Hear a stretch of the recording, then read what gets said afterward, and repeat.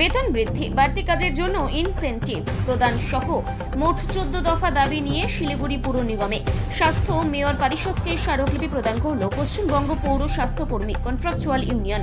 সোমবার দুপুরে হাসমি চক থেকে একটি মিছিল করে সংগঠনের সদস্যরা পৌর নিগমে পৌঁছায়। এদিনের সংগঠনের সদস্যরা বলেন তাদের নির্দিষ্ট বেতন 15,000 টাকা করতে হবে, পাশাপাশি বাড়তি কাজের জন্য ইনসেন্টিভ দিতে হবে। এবং তারা অভিযোগ করেন করোনাকালে তারা দিন রাত কাজ করেছেন, কিন্তু তারপরেও তাদের সেই টাকা তারা এখনো পাননি। ফলে এরপরেও যদি তাদের দাবিগুলো মানা না হয় তাহলে পরবর্তী দিনে তারা আরো বৃহত্তর আন্দোলনে শামিল হবেন। আমরা এই কম টাকায় কাজ করতে পারছি না এবং আমাদের বাড়ি বাড়ি গিয়ে এই যে সুগার প্রেশার মাপা খুব কষ্ট করতে, এগুলো আমরা করব না। এবং যারা 60 বছর হয়ে যাচ্ছে তাদের এখন আমরা 65 না 60 বছরই যাদের বসে গেলে তাদের জন্য এককালীন 5 লাখ টাকা দিয়ে দেওয়া হয়।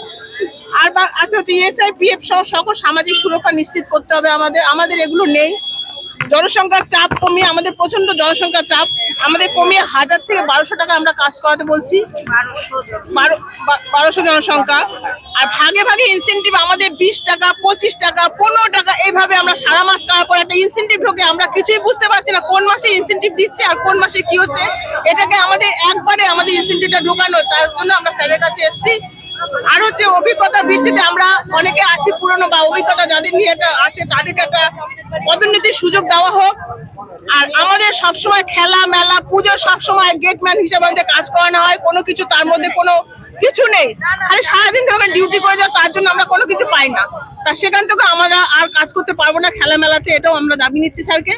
আর হচ্ছে আপনার নার্সিং হোমে প্রসব বলে আগে আমাদের যেহেতু হসপিটাল এখন প্রায় পরিবার নার্সিং হোমে চলে যাচ্ছে, কিন্তু নার্সিং হোমে যাওয়ার পরে আমরা সেই তরুণে আমরা টাকাটা পাচ্ছি না। কিন্তু আমাদের নার্সিং হোমের টাকাটা আমাদেরকে দিতে হবে। আমরা পেশেন্ট নিয়ে যাবো কিন্তু আমাদের নার্সিং হোমের টাকাটা লাগবে। আর হচ্ছে আড়াই একটা ফরম্যাট দিচ্ছে সেটা ইংলিশে, কিন্তু আমরা যখন ঢুকি তখন আমাদের 8 পাস দিয়ে ঢোকানো হচ্ছে, কিন্তু ইংলিশটাকে আমরা বলেছি বাংলা করে দেওয়া হোক তবে আমরা আড়াইয়ের কাজ করবো, নাহলে আমরা করবো না কাজ। কিন্তু আর টাকা যতক্ষণ আমাদের ফিক্স স্যালারি 15,000 টাকা না দেবে ততক্ষণ আমরা আড়াইয়ের কাজ দেবো না দিচ্ছি না।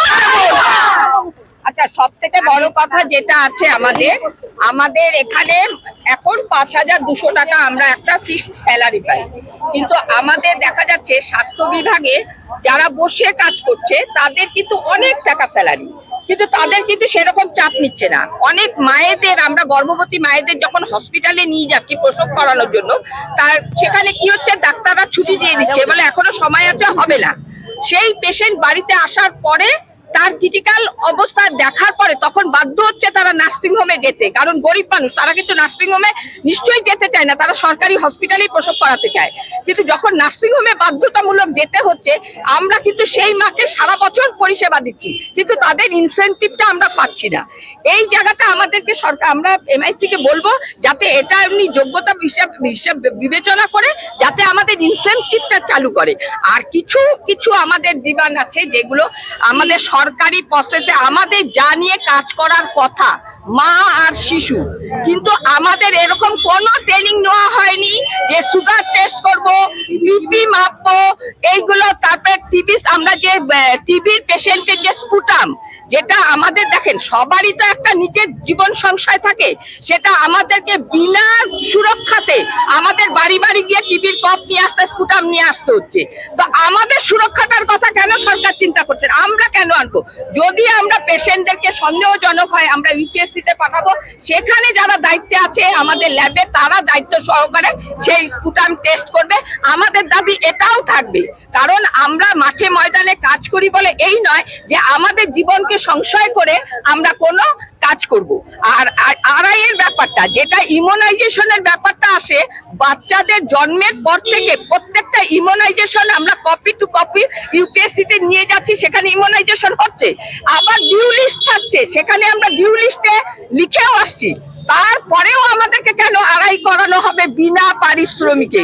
মনে করেন 1200-1400টা পরিবারে গিয়ে ঘুরে ঘুরে কোথায় 2 বছর পর্যন্ত বাচ্চা আছে, কোথায় গর্ভবতী মা আছে, তাদের সমস্ত তথ্য লিখে আমাদেরকে আড়াইয়ের মাধ্যমে জমা দিতে হয়। এটা প্রতি বছরে 2বার করে করানো হয়, কিন্তু এর কোনো পারিশ্রমিক আমাদের দেওয়া হয় না। তো আমাদের এইটাও একটা বিশাল দাবি। আড়াই আমরা করব না যদি আমরা পারিশ্রমিক না পাই। আর বাংলায় ফরম্যাট তো করতেই হবে, কারণ ইংরাজি এখন আমরা যদি বাঙালি হয়ে যদি বাংলাকে না গুরুত্ব দিই তাহলে আর ইংরাজি কেন আমরা করতে যাব? পারলেও কেন করব না, আমাদের বাংলাতেই ফরম্যাট করতে হবে। আর আমাদের যেহেতু 15 কেন আমরা করতে যাব? পারলেও কেন করব না, আমাদের বাংলাতেই ফরম্যাট করতে হবে। আর আমাদের যেহেতু 15,000 টাকা ফিক্সড দাবি, আজকে যা দ্রব্যমূল্য বৃদ্ধির জায়গায় আমরা দাঁড়িয়ে আছি, সেখানে এখন ওষুধের দাম দিনের দিন বেড়ে যাচ্ছে। আমাদের এজ হচ্ছে, প্রত্যেকেরই কিছু না কিছু ওষুধপত্র খেতে হয়। তারপরে সংসারের চাপ আছে, ছেলে মেয়েরা পড়াশোনা করে তাদের জন্যই আজকে আমরা রাস্তায় নেমেছি, বাইরে কাজ করতে গিয়েছি। সেই সংসারকে যদি আমরা দাঁড়াতে না করাতে পারি, তাহলে এই 5,200 টাকার বিনিময়ে কেন আমরা এত কাজ করব? এই দাবিগুলোই এমআইসির কাছে আমরা জানাতে এসেছি। উনি যদি সদুত্তর উনার কাছ থেকে পাই তাহলে খুব ভালো। যদি কোনো দাবি আমাদের পূরণ না হয় তাহলে আমরা এর থেকে বৃহত্তর আন্দোলনের পথে যাব এবং আমরা সম্পূর্ণ রিপোর্ট বয়কট করব।